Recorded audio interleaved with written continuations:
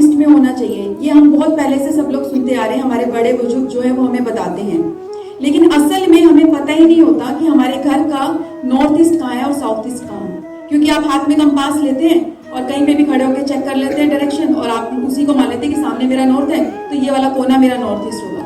लेकिन हमारे angular division method के अकॉर्डिंग ऐसा होता ही नहीं है।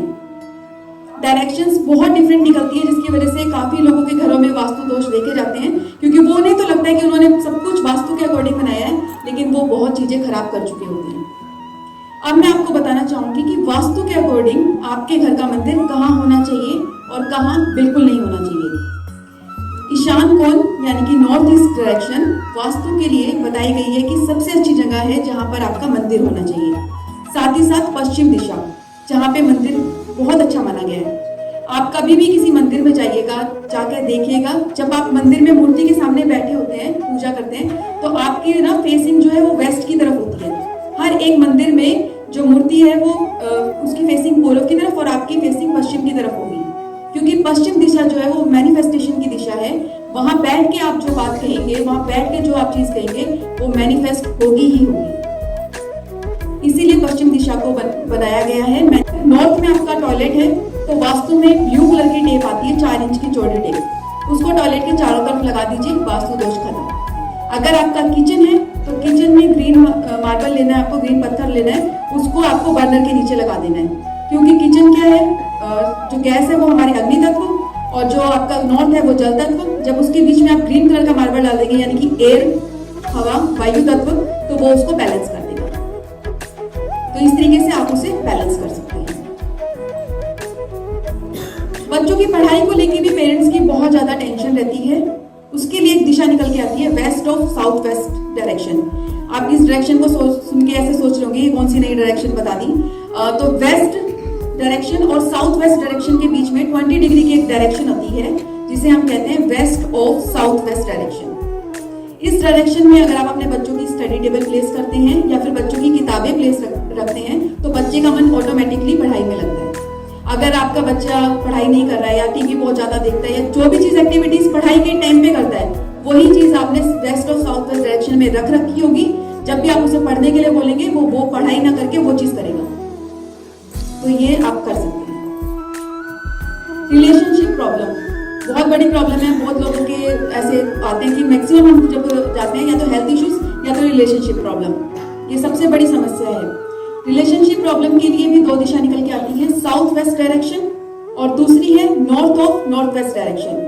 North of north west direction कहाँ पे मिलेगी आपको? नॉर्थ और नॉर्थ वेस्ट के बीच में एक डायरेक्शन निकल के आती है 20 डिग्री की, जिसे हम कहते हैं north of north west direction.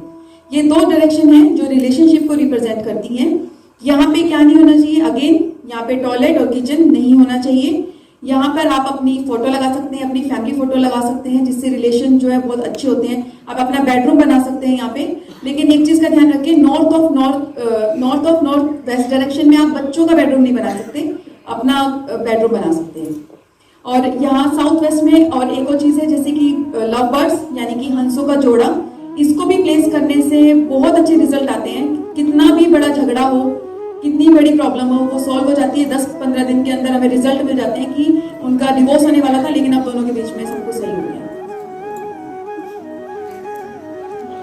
Vastu में आपकी हर एक समस्या का समाधान है, चाहे वो जॉब से रिलेटेड हो, अपॉर्चुनिटी से, promotion, business growth, relationship issues या फिर हेल्थ इश्यूज, हर समस्या का समाधान वास्तु में है। आप भी अपने घर में वास्तु करवाकर अपने घर को वास्तु ऑस्पिशियस और अपने जीवन को सुखद व समृद्ध बना सकते हैं। अब मैं कुछ बेसिक वास्तु टिप्स आप सबको देना चाहूंगी। सबसे पहले डिक्लटर योर हाउस। जो भी ये फ्लिपकार्ट, अमेजोन से आने वाले डिब्बे हम संभाल के रख लेते हैं ना कि आज नहीं तो कभी तो काम आएंगे वो हमारे, वो बिल्कुल नहीं रखने, वो सब हटा देने। आप जहां पे भी स्टोरेज बनाते हो, जिस दिशा के अच्छे गुण हैं वो नेगेटिव हो जाते हैं, वो आप उनके गुणों को रोक देते हो जहां पे स्टोरेज बना देते हो। तो स्टोरेज भी आपका नीट एंड क्लीन इस तरीके से होना चाहिए कि वो स्टोरेज लगे ही ना। तो जितना भी एक्स्ट्रा चीजें हैं, जैसे अलमारी में वर्षों पुराने कपड़े पड़े हैं जिन्हें कई सालों से आपने देखा भी नहीं, भूल भी गए कि है भी या नहीं, तो उन सबको निकालिए, उससे भी आपके घर में बहुत चीजें अच्छी होंगी। दूसरा, वास्तु में एक कलर होता है पर्पल कलर, जिसको सबसे गलत माना गया है, क्योंकि ये कलर जो है ये अग्नि को और जल तत्व को, दोनों को रिप्रेजेंट करता है। और अगर पर्पल कलर आप अपने घर में कहीं में भी यूज करते हैं तो वो वहाँ की एनर्जीज को इम्बैलेंस कर देता है। तो पर्पल कलर का यूज बिल्कुल भी नहीं करना अपने घर में। तो अब कलर कौन से यूज करें? सबसे ऑस्पिशियस कलर माना गया है ऑफ वाइट कलर, जिसे आप अपने घर में कहीं में भी कर सकते हैं। और हमारे तो क्वार्टर्स के अंदर अभी ऑफ वाइट कलर ही हमें मिल रहा है, सबसे अच्छी बात होगी हमारे लिए ये। तो ये जो ऑफ वाइट कलर है ये वास्तु दोष खत्म करता है आपका और बैलेंस बना के रखता है कोई भी दिशा में हो। मैं ये भी कहना चाहूंगी कि बहुत लोगों के घरों में देखते हैं कि रेड कलर, मैरून कलर के कर्टन्स यूज करते हैं, तो बिल्कुल भी मत यूज कीजिए।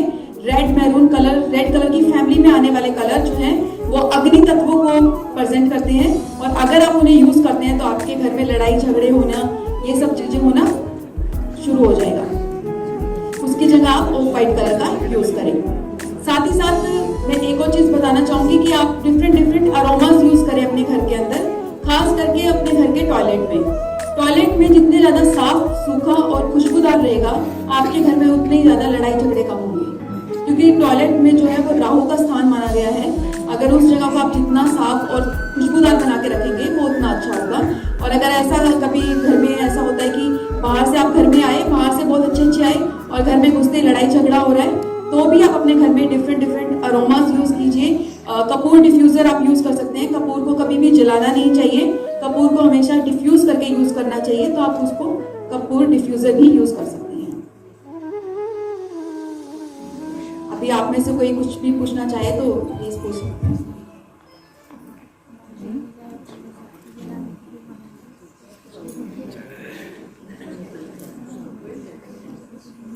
किसी का भी कोई भी क्वेश्चन है तो प्लीज। प्लांट्स के लिए, प्लांट्स में प्लांट्स जो है वो एयर एलिमेंट है। प्लांट्स के लिए भी, प्लांट्स का भी बहुत बड़ा इम्पैक्ट है वास्तु में। अगर वो गलती